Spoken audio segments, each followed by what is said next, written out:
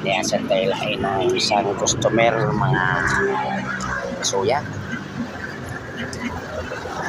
Taga Katmon Katmon. Layo sa yun. Kuha na niya sa tunan mga kasuya. Matay. Dagan matay lagkalit. Oh yeah.